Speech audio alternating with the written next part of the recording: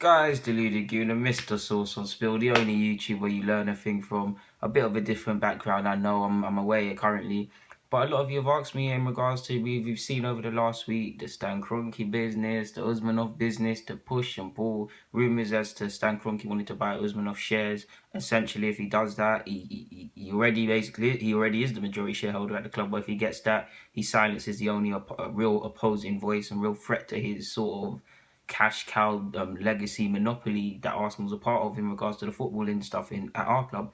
We know Usmanov wants to get involved. We know he wants to get involved. We know he tried to buy the club, etc. But he's actually brought out a statement, both I don't want to say reassuring fans, but somewhat reassuring fans that he's not selling his shares, that he retains a strong interest in Arsenal in gaining more shares long term, in and he basically just said a lot of stuff. He said he's still interested in the club long term.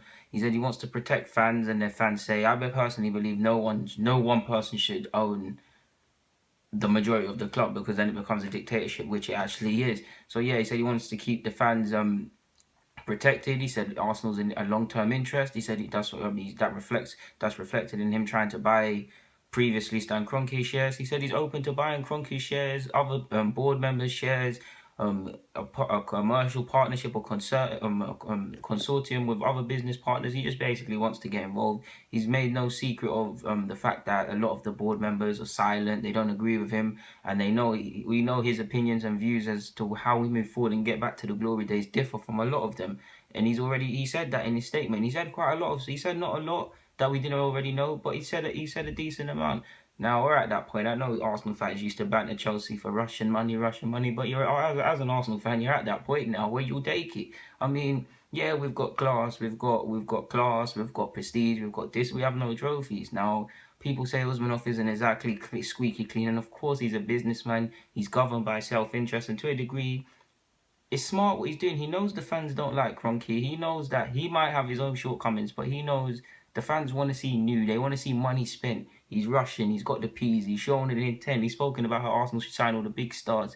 So he's using the fans, the backlash, to help him. And only time will tell as to what's going to happen. We know Kroenke has no plans of selling this anytime soon. He's come out and said recently that it retains a long-term interest. He's committed to Arsenal, unfortunately.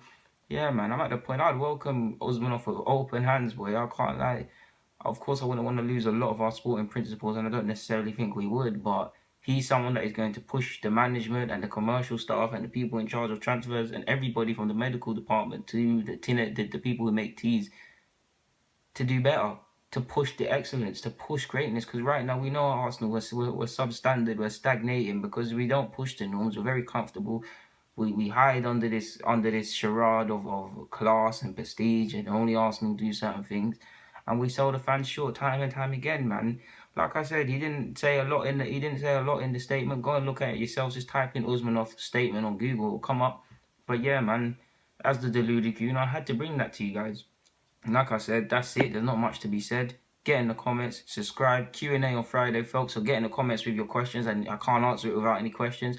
Thank you for watching, of course. I'm out.